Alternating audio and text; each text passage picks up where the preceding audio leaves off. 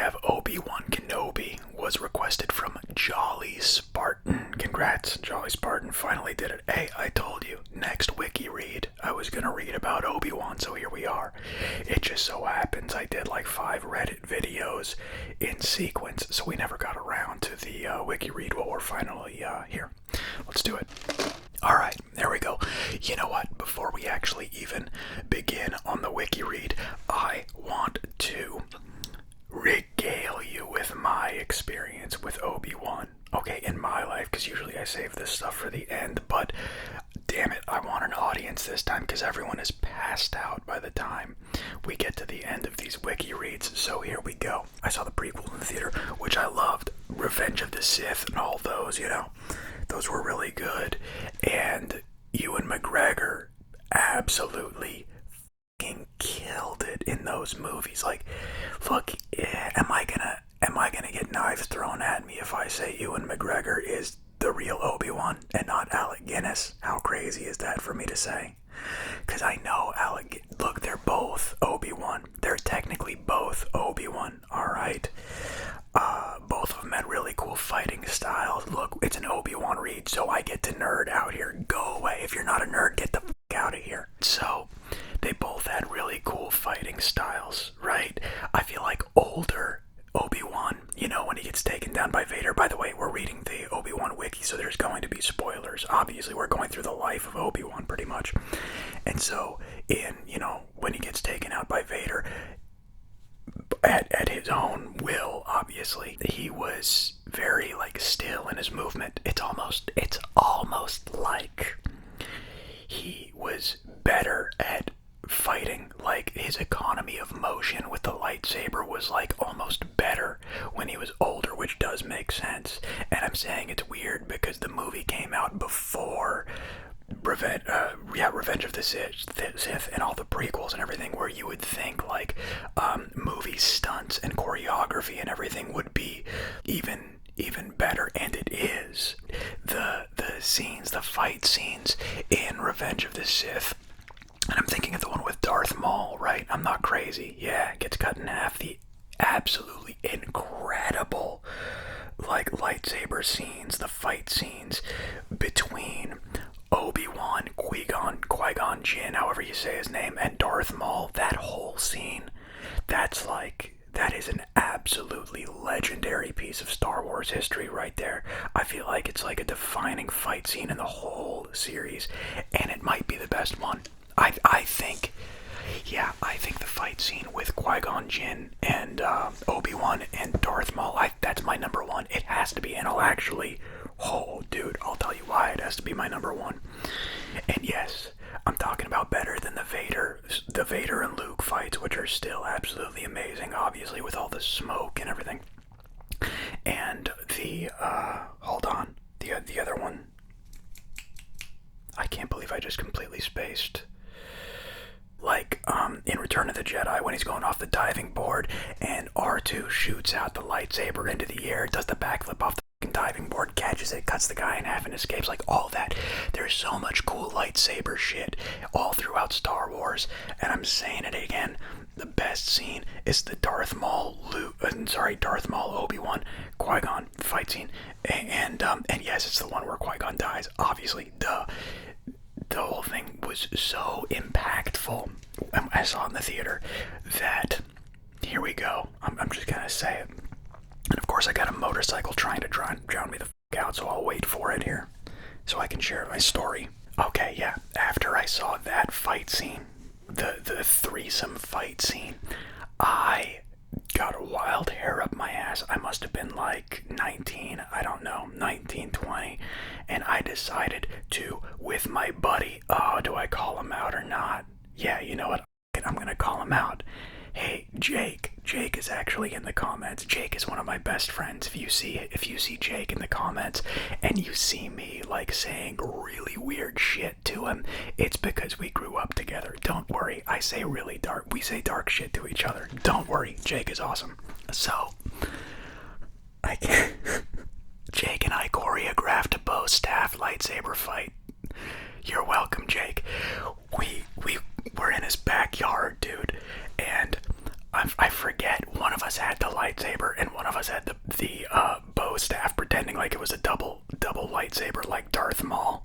I don't know how many sequences or steps we got in. I'm gonna say we were choreographing it for a solid 2 hours, and like got maybe 15 or 16 hits in, like that, to the point where I think at some point I actually jumped over one of his, whooshes. That we got really into it, spinning around, hitting each other. We were hitting each other's hands because the things they were made of wood, like the bow staffs and the lightsaber that I'm saying, they're probably a broom handle. And so we're in his backyard. While we're doing that, my girlfriend at the time shows up, not at the front door. She comes around the side gate, or Jake's mom let her in, whatever it was, and she sees us in the backyard doing this. And she laughs, rightfully so. And she's laughing, and I take it like laughing at me, but I'm all like sweaty, and I was doing this for like 2 hours, and I was taking it really seriously because I was Obi Wan, right? Or actually, I think I was playing Darth Maul. And I can't believe I'm saying this. I turn, and because I know she's laughing, and I tell her, I can't, the words can't come out of my mouth. I want to say it so I can share a part of my childhood with you, and I can't, the words can't come out of my mouth. What I'm trying to say is, I said to her, I'll bet you can't do it. Like, that's how offended I was. And I said it unironically. I was so angry and offended that she was like attacking my craft that I had spent 2 hours on, And I think she left, actually. We were still together after that, but that was actually a fight where and this is why I'm not in relationships. I'm a fucking idiot. In hindsight, if I look back on my relationships, I was the idiot. It's clear, but it's always in hindsight. I never see it while I'm in the relationship. It's only afterwards where I'm like, oh, that's why it didn't work. It's because of, I bet you can't do it. That's why I can't be in relationships. And anyway, Obi Wan is the shit, and so let's talk about this guy who had a role in breaking up my girlfriend and me because I was trying to be like him with a lightsaber fight. Here we go.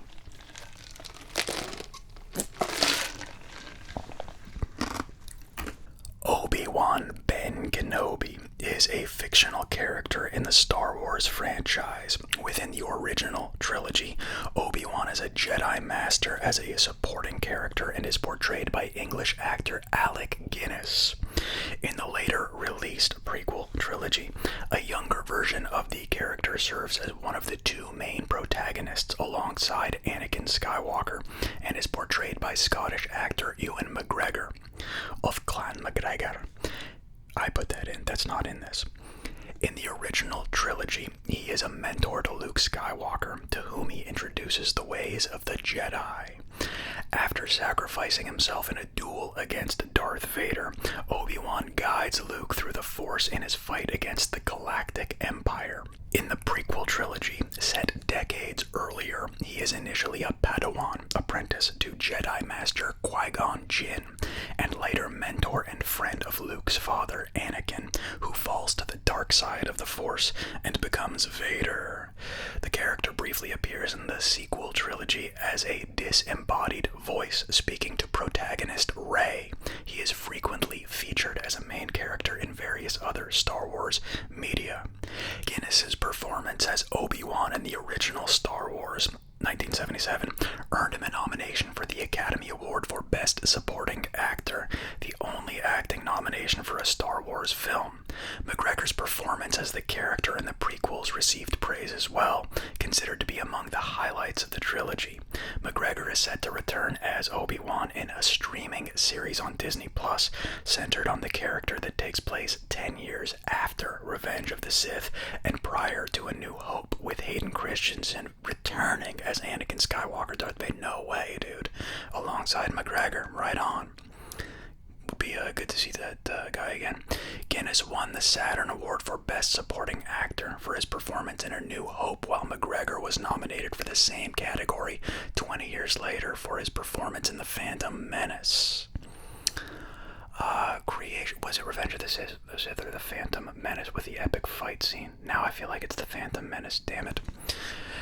Creation and development. The character is loosely inspired by General Makabe Rokurota, a character from Akira Kurosawa's film The Hidden Fortress, played by Toshiro Mifune, whom franchise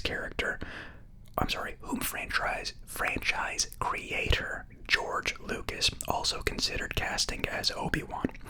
In an early draft of the original Star Wars film, Obi Wan's first meeting with Luke Skywalker is lifted directly from The Hobbit, acknowledging Gandalf as a source of inspiration.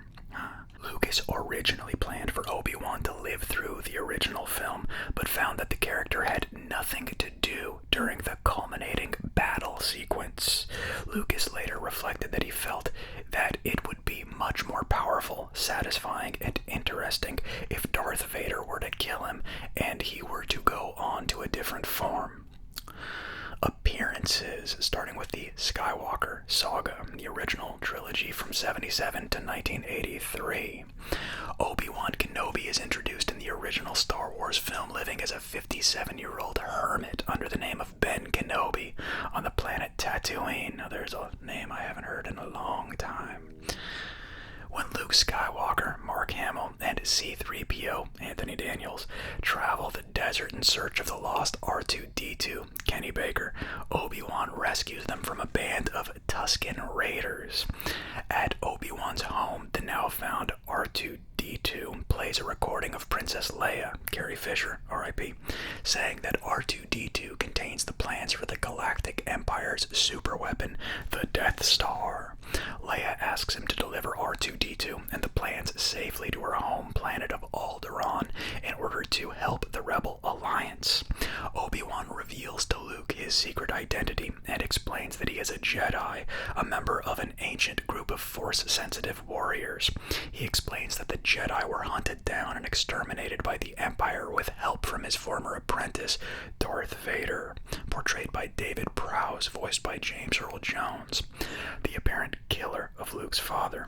He gives Luke his father's lightsaber and asks him to accompany him to Alderaan and take up Jedi training.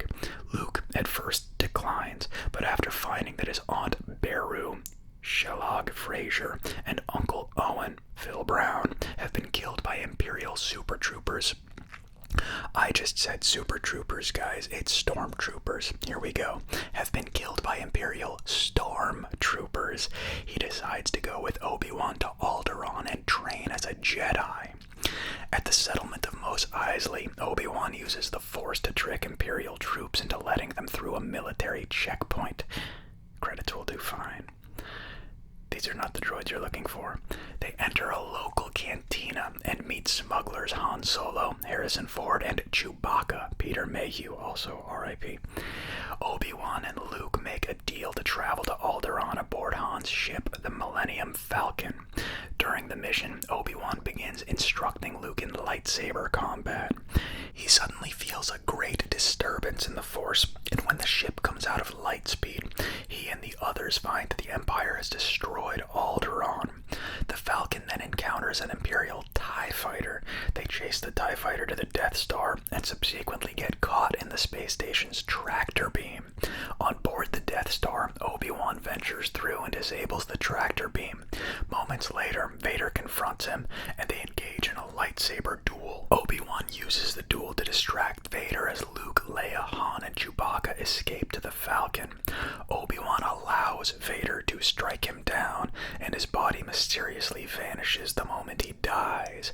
At the climax of the film, during the Rebel attack on the Death Star, Obi-Wan speaks to Luke through the Force to help him destroy the Imperial station. In The Empire Strikes Back, Obi-Wan Kenobi appears several times as a spirit through the Force. On the ice planet Hoth, he appears to instruct Luke to go to the planet Dagobah to find the exiled Jedi Master Yoda, Frank Oz. Despite Yoda's skepticism, Obi-Wan convinces his former teacher to continue Luke's training. Obi-Wan appears later to beseech Luke not to leave Dagobah to try to rescue his friends on Cloud City, although Luke ignores this advice. In Return Return of the Jedi, Obi-Wan again appears to Luke after Yoda's death on Dagobah. Obi-Wan acknowledges that Darth Vader is indeed Luke's father, revealed by Vader himself in the previous film and confirmed by Yoda on his deathbed, and also reveals that Leia is Luke's twin sister. They kissed. He urges Luke to confront and defeat Vader. After the rebels destroy the second Death Star and defeat the Empire, Obi-Wan appears at the celebration on Endor alongside the Force ghosts of Yoda and the redeemed Anakin Skywalker, Hayden Christensen. Prequel trilogy, 1999 to 2005.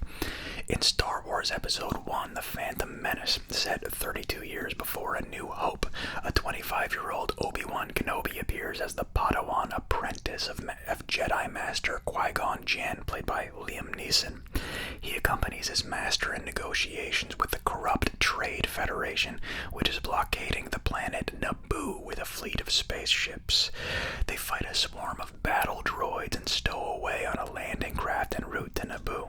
Once on Naboo, Obi-Wan and Qui-Gon rescue Naboo's 14-year-old Queen Padme Amidala, played by Natalie Portman, with help from native Gungan Jar Jar Binks, Ahmed Best, and escape in a spaceship toward the Republic capital of Coruscant. I think that's how it's called, Coruscant. Their ship is damaged in the escape, causing the hyperdrive generator to malfunction, and they land on Tatooine, where they discover the 9-year-old slave Anakin Skywalker, Jake Lloyd. Qui-Gon believes the boy is the chosen one prophesied to bring balance to the Force.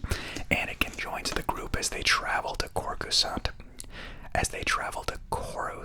You know what, that name's gonna stay where it is. While leaving Tatooine, they are attacked by Darth Maul, portrayed by Ray Park, legendary, voiced by Peter Serafinowicz, a member of the Sith, a cult of the dark side, long thought to be extinct. When Qui-Gon and Obi-Wan return to Naboo to defeat the Trade Federation, they are met again by Maul, who engages them in both lightsaber combat. When Maul mortally wounds Qui-Gon, Obi-Wan storms in to duel the Sith Lord, who nearly kills him. However, Obi-Wan manages to turn the tables and defeat Maul, cutting him in half. He promises to fulfill Qui-Gon's dying wish to train Anakin as a Jedi, with or without the Council's blessing. Yoda proclaims Obi-Wan a Jedi Knight and reluctantly allows him to take Anakin on as his Padawan. So there it is. It was in, what the hell? In The Phantom Menace. I was talking about The Phantom Menace, not Revenge of the Sith. Man, what a scene. That was the scene that started it all, man. In Attack of the Clones, set 10 years later, Obi-Wan is now a respected Jedi Knight and the master of Anakin Skywalker, Hayden Christensen. Over the years, Anakin has grown powerful but arrogant and believes that Obi-Wan is holding him back. After they save Padme, now a senator, from an assassination attempt, Obi-Wan goes on a solo mission to trace the would-be assassins involved to the planet Camino. Bear with me. He learns of a massive clone army that the planet's inhabitants are building for the Republic. The clone's template is bounty hunter Jango Fett, Tamora Morrison, and he and Obi-Wan battle once the latter deduces Fett must be behind the attempted assassination.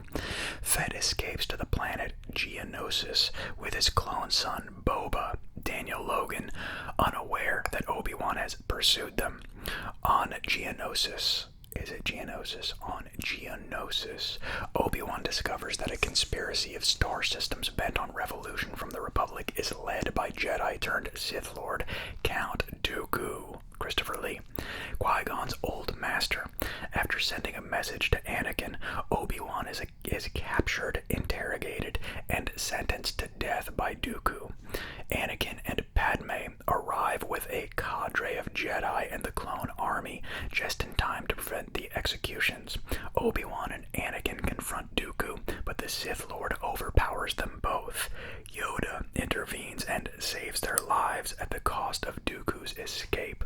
That was also a legendary scene. That's when you first see Yoda bouncing around doing crazy moves. I don't think you see that before then. In Revenge of the Sith, set 3 years later, Obi-Wan is now a Jedi Master and a member of the Jedi Council, as well as a general in the Grand Army of the Republic. Anakin, by now a Jedi Knight, remains Obi-Wan's partner, and the two have become war heroes and best friends. The film opens with the two on a rescue mission to save the kidnapped Supreme Chancellor Palpatine, Ian McDiarmid, from cyborg separatist commander General Grievous, played by Matthew Wood, on board his cruiser. Dooku duels the Jedi once again, knocking Obi-Wan unconscious. While Obi-Wan is out cold, Anakin defeats Dooku and kills him in cold blood on Palpatine's orders. Soon after returning to Coruscant, Obi-Wan travels to planet Utapau to track down Grievous. After finding the separatist encampment, Obi-Wan fights Grievous and kills him with an abandoned blaster. When Palpatine, who is secretly the Sith Lord Darth Sidious and the mastermind of the war, issues Order 66 to have the clone troopers turn on the Jedi, Obi-Wan survives the attempt on his life and escapes, rendezvousing with Yoda and Senator Bail Organa, Jimmy Smits, of Alderaan aboard Organa's ship, Tantive 4. Returning to Coruscant, he and Yoda discover that every Jedi in the Jedi Temple has been murdered. After sending a beacon to all surviving Jedi to scatter across the galaxy and remain in hiding, a heartbroken Obi-Wan watches security footage revealing that it was Anakin, who is now Sidious's Sith apprentice, Darth Vader, who led the chaos. Yoda says that he will confront Sidious, and he charges Obi-Wan with battling Vader. Obi-Wan is loath to fight his best friend, but reluctantly accepts when Yoda says that Anakin Skywalker no longer exists, having been consumed by Vader. Obi-Wan visits Padme to question of Vader's whereabouts, and realizes that Vader is her husband and the father of her unborn child. When Padme sets out to the volcanic planet Mustafar to confront her husband herself, Obi-Wan secretly stows away aboard her ship. He's a secret stower, this guy. I realize he secretly stows a lot of places. I like it. After they arrive on Mustafar, Obi-Wan reveals himself and confronts Vader, who accuses Padme and Obi-Wan of conspiring against him and uses the dark side to choke Padme into unconsciousness. A long and ferocious lightsaber duel occurs between Obi-Wan and Vader, ending with Obi-Wan severing Vader's legs and left arm. Obi-Wan watches in horror as Vader slides too close to a lava flow and catches fire. He then takes his former friend's lightsaber and leaves him to die. Unbeknownst to Obi-Wan, Vader is rescued by Sidious moments later and reconstructed into the cyborg as first seen in the trilogy. And by the way, earlier when I was comparing all of the different lightsaber fights, that's the one I was leaving out. It wasn't Return of the Jedi, where Luke jumps off the diving board and catches the lightsaber. It was actually the Mustafar battle. I still think the trio fight with Darth Maul reigns supreme, even still. And yes, by the way, I saw that. The whole, I have the higher ground, Anakin, that whole scene, still legendary, still incredible, very moving. It was a wild scene to see in the theater, man, and that was awesome. But yeah, still, other one, Phantom Menace. Okay, sorry, you know my take on it. I'll shut up about it. Obi-Wan takes Padme to the asteroid Polis Massa, where she dies after giving birth to twins Luke and Leia. Afterwards, Obi-Wan assists in hiding Luke and Leia from the Empire. While Leia is adopted by Bail Organa and his wife, Yoda instructs Obi-Wan to deliver Luke to Anakin's stepbrother Owen Lars, Joel Edgerton, and his wife Beru Bonnie P.S. on Tatooine. Yoda then reveals that Qui-Gon's spirit will teach them both to become one with the Force after death. On Tatooine, Obi-Wan hands Luke off to his step-family and goes into exile to watch over the boy and wait until the time is right to challenge Sidious and the newly created Galactic Empire.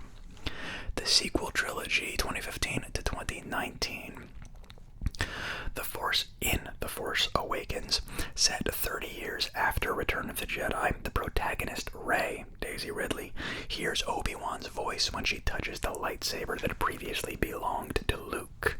Obi-Wan says Rey's name before echoing the words of encouragement he gave to Luke during his training on the Millennium Falcon. These are your first steps. James Arnold Taylor first recorded the lines for this scene, but his recordings were replaced with Ewan McGregor's voice acting. Obi-Wan's line, Rey, is an edited voice recording of Alec Guinness saying, "Afraid." In The Last Jedi, Luke indirectly mentions Obi-Wan while talking with Rey about the fall of the Jedi. He is also mentioned in Leia's message to him when R2-D2 plays it in an attempt to inspire Luke to help the resistance to the tyrannical First Order. According to the film's writer and director, Rian Johnson, I would have loved to have had Ewan McGregor in the movie, but it was just a matter of storytelling. The original relationship with Obi-Wan, obviously if Alec Guinness were still with us, that would have made sense, but we never saw Luke ever interact with Ewan version of Obi-Wan, so there's less of the emotional connection and it might have been a little odd, so it made sense that Yoda be the one that comes back and kicks Luke's butt a little. That makes sense. I dig that. In The Rise of Skywalker, Rey hears Obi-Wan's voice along with other Jedi from the past as she battles a resurrected Palpatine, revealed to be both her grandfather and the mastermind of the First Order. Obi-Wan says to her, "These are your final steps, Rey. Rise and take them. Rey, rise." Both the voices of McGregor and Guinness are used, again with recording of Guinness saying "afraid" being repurposed to say Rey. Other films. Obi-Wan is referenced indirectly in the 2016 film Rogue One. Rebel Alliance leader Mon Mothma, Genevieve O'Reilly, has a conversation with Senator Bail Organa in which they discuss delivering the plans for the Death Star to a Jedi Knight who went into hiding after the fall of the Republic. It is implied that they are talking about Obi-Wan. A standalone film centered on Obi-Wan was previously in pre-production before being cancelled in favor of the live-action series Obi-Wan Kenobi.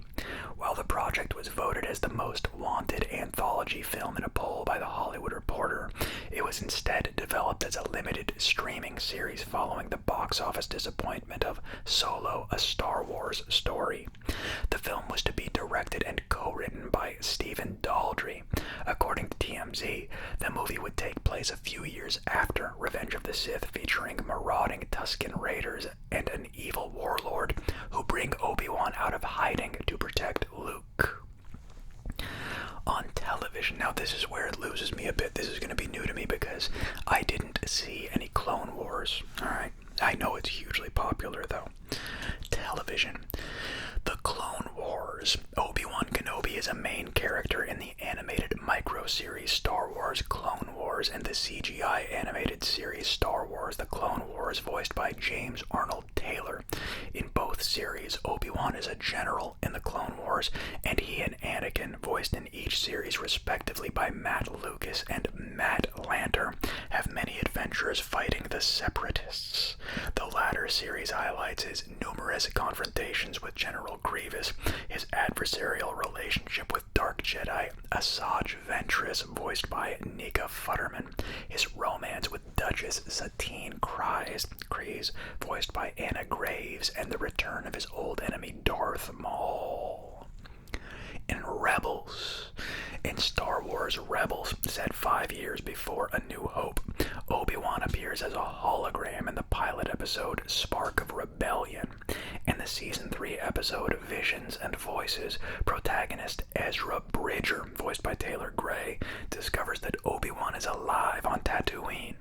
Obi-Wan's old nemesis, Darth Maul, finds him as well. In the episode Twin Sons, Obi-Wan finds Ezra while he is lost in the desert, while letting him know Maul was intending to use him.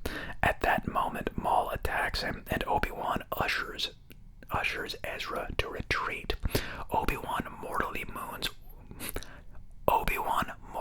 wounds Maul during a final lightsaber duel. With his dying breath, Maul asks Obi-Wan if he is protecting the Chosen One, and Obi-Wan replies that he is. After Maul's death, Obi-Wan is seen watching over Luke Skywalker from a distance. In Rebels, Obi-Wan was voiced by Stephen Stanton, who replaced James Arnold Taylor. Rebels creator Dave Filoni, who worked with the character during the full duration of Star Wars: The Clone Wars, said he considered asking McGregor to reprise the voice role. However, a voice recording of the late Alec Guinness as Obi-Wan Kenobi was used in a 2018 episode. And looks like Obi Wan Kenobi, the TV series. Ewan McGregor is set to reprise his role as a Jedi Master in Obi Wan Kenobi, a live-action series for Disney Plus set between the end of the prequel trilogy and start of the original trilogy. It was officially announced on August 23rd at the D23 Expo. McGregor expressed his relief at the project's announcement because for 4 years I've been having to lie to people about it, and stated that the series would consist of 6 one-hour episodes. Deborah Chow will direct the series and executive produce alongside Hossein Amini, who wrote the series. Other executive producers include McGregor, Kennedy, and Tracy Seward. During Disney Investor Day 2020, it was announced that Hayden Christensen would return as Darth Vader in the series, and that it would be set 10 years after the events of Revenge of the Sith. In March 2021, it was announced that filming would begin in April, and that the cast would include Joel Edgerton, Bonnie Piesse, Kumail Nanjiani, Indira Varma, Rupert Friend, O'Shea Jackson Jr., Sung Kang, Simone Kessel, and Benny Safdie. Novels and comics. Obi-Wan Kenobi appears briefly in the novel Dark Disciple, based on unfinished episodes from the Clone Wars. It fleshes out the friendship between him and rogue Jedi Quinlan Vos. In the novelization of The Last Jedi, 2017, written by Jason Fry, Luke hears Obi-Wan's voice as he becomes one with the Force, telling him to let go. The 5-issue Marvel Comics miniseries Obi-Wan and Anakin focuses on the title characters between the Phantom Menace and Attack of the Clones. In the 2015 Star Wars comic series, Luke Skywalker goes to Obi-Wan's abandoned house on Tatooine and finds his diary, from which stories of Obi-Wan's past are recounted. Obi-Wan also appears as a main character in the novel Master and Apprentice, 2019, by Claudia Gray, set before the events of the Phantom Menace. The book details his relationship with his Jedi Master, Qui-Gon Jinn. Legends. Obi-Wan appears extensively in the Star Wars expanded universe of comic books and novels. In April 2014, all prior works except the episodic films and the Clone Wars animated series were rebranded by Lucasfilm as Legends and declared non-canon to the franchise. Novels.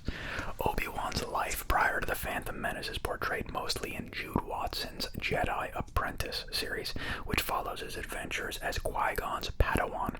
Notable events in the series include battling the Dark Jedi Xenatos and going on his first independent mission. Watson's Jedi Quest series details his adventures with Anakin in the years leading up to the Attack of the Clones.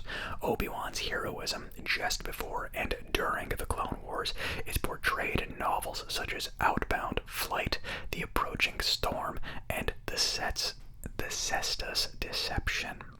Obi-Wan's life between Revenge of the Sith and A New Hope is portrayed mostly in Jude Watson's The Last of the Jedi series. Set roughly a year after the fall of the Republic, the series follows Obi-Wan as he seeks out possible survivors of the Great Jedi Purge, most notably Anakin's former rival, Theris Olin. The book also portrays Obi-Wan adjusting to life as a hermit on Tatooine and quietly watching over Luke. He discovers that Vader is still alive after seeing him on the HoloNet, the galaxy's official news source. The HoloNet. Never heard that. That's funny. Obi-Wan appears in the final chapter of Dark Lord, The Rise of Vader, set just after the events in Revenge of the Sith, in which he learns that Vader survived their duel on Mustafar. Obi-Wan appears as a Force ghost in many novels set after Return of the Jedi. In The Truce at Bakura, he appears to Luke to warn warn him about the threat presented by the Sirook in the lost city of the Jedi. He guides Luke to the eponymous city on Yavin 4, an heir to the Empire. Meanwhile, he bids farewell to Luke, explaining that he must abandon his spiritual form to move on to a new, higher plane of consciousness. Before parting, Luke says that Obi Wan was like a father to him, and Obi Wan replies that he loved Luke like a son. Kenobi is a Star Wars Legends novel that tells the story of Obi-Wan Kenobi's first days of self-exile on the desert planet Tatooine, following the events of Revenge of the Sith. It was written by John Jackson Miller and first published by Del Rey in hardcover on August 27, 2013. The first paperback edition was released on July 29, 2014, and includes the short tie-in story Incognito by Miller.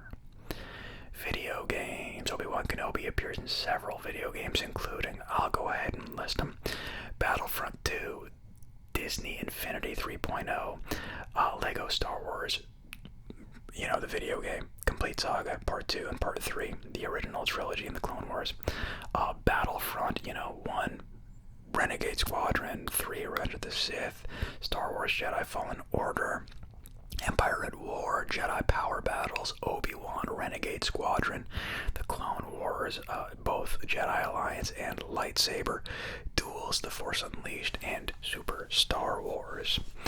Comic books. Issue number 24 of Marvel's 1977 Star Wars comic depicts Obi-Wan during the time of the Republic. Various Dark Horse comics utilize Kenobi, including several set during the Clone Wars. In Star Wars Republic from 98 to 06, Obi-Wan fights the Separatists during the Clone Wars. Among other notable storylines, he is kidnapped and tortured by Asajj Ventress before being rescued by Anakin, Hayden Fear, and apprehends corrupted Jedi Master Quinlan Vos. Throughout the series, he grows increasingly wary of Palpatine's designs on the Republic and his influence on Anakin. In the non-canon story Old Wounds, published in Star Wars Visionaries in 2005 and set a few years after the events of Revenge of the Sith, Obi-Wan confronts Darth Maul on Tatooine to protect Luke. The duel ends when Owen Lars shoots and kills Maul. He then warns Obi-Wan to stay away from his nephew. Through the Force, Obi-Wan reassures Luke that he will be there for him when needed. Cultural impact. Mad Magazine parodied the original film under the title Star Wars and included a character named Oldie Von Moldy, a grizzled 97-year-old whose lightsaber runs on an extension cord. The Shanghai nightclub shown in the beginning of Indiana Jones and the Temple of Doom is called Club Obi-Wan. Lucas wrote both Star Wars and Indiana Jones series. A real bar, that's cool, I didn't know that. A real bar club by this name existed in the Zhihai district of Beijing, China, but closed in the summer of 2010. The Super Mario Bros. Super Show episode Star Koopa, a spoof of Star Wars, also had its own parody of Obi-Wan called Obi-Wan Toady, I imagine, because of Toad. And the live-action segment the live-action segment Zend Out Mario featured a parody called Obi-Wan Cannoli. The 1998 Animaniacs episode Star Warners, which spoofed Star Wars, featured Slappy Squirrel, portraying a parody of Obi-Wan as Slappy Wanna Nappy. In the Family Guy episode Blue Harvest, Obi-Wan Kenobi is... You know what, before I actually continue, I want to do the trivia question right now because it's a good place to put it, and people ask for the trivia questions. If you get it right first, I pin you to the top. Just because it mentioned Animaniacs, hit me with the 3 main characters of Animaniacs in the comments. Alright, give me the 3 leads of Animaniacs. Do it right before anyone else. I'll pin you to the top, okay? Alright, in the Family Guy episode Blue Harvest, Obi-Wan Kenobi is parodied by the character Herbert. In the short film Thumb Wars, Obi-Wan is parodied as the character Ubedoob Benoobi. In the film, his full name is Ubedoob Scooby Dooby Benoobi. The Galaxy. I love that. In the 1977 Star Wars parody Hardware Wars, Obi Wan is parodied by the character Augie Ben Doggy. Guinness received an Academy Award for Best Supporting Actor nomination for his portrayal of Obi Wan Kenobi. In the parody song The Saga Begins, released approximately 1 month after the release of Star Wars Episode 1 The Phantom Menace, Weird Al Yankovic sings a humorous summary of the plot of that film from Obi-Wan's perspective to the tune of the song American Pie. I love it. My Mr. Anakin guy. Could be Vader someday later. Now he's just a small fry. I think that's the lyric. In 2003, the American Film Institute selected Obi-Wan Kenobi as the 37th greatest movie hero of all time. He was also listed as IGN's 3rd greatest Star Wars character, as well as one of UGO Network's favorite heroes of all time. In 2004, the Council of the Commune Lebix, Poland, passed a resolution giving the name Obi-Wan Kenobi to one of the streets in Grabowiec, a small village near Torun. I gotta brush up on my Polish, sorry. The street was named in 2005. The spelling of the street name Obi-Wan Kenobiego is the genitive form of the noun in the Polish language. The street of Obi-Wan Kenobi. Too much info right there, guys. The Guardian cartoonist Steve Bell portrayed Jeremy Corbyn, the former leader of the British Labour Party, as Obi-Wan Kenobi.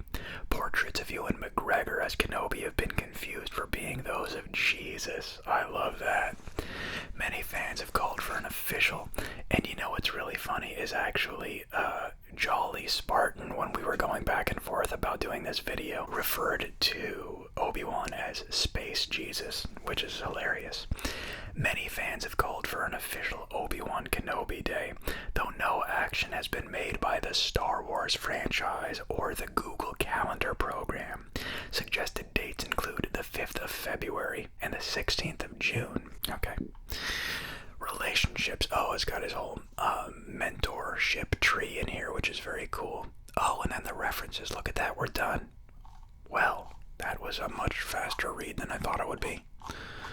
Jeez, I surely thought this was going to be like an hour. Whenever I say that, I sound like it's pretentious, but it's true. Surely. I surely thought it would be over an hour. I sound like one of, Dan Aykroyd's asshole pompous buddies in Trading Places before he actually traded places. I've got property in Stad. Yeah, that was a cool read. I liked it, man. Obi-Wan, Space Jesus. Very cool. So there it is.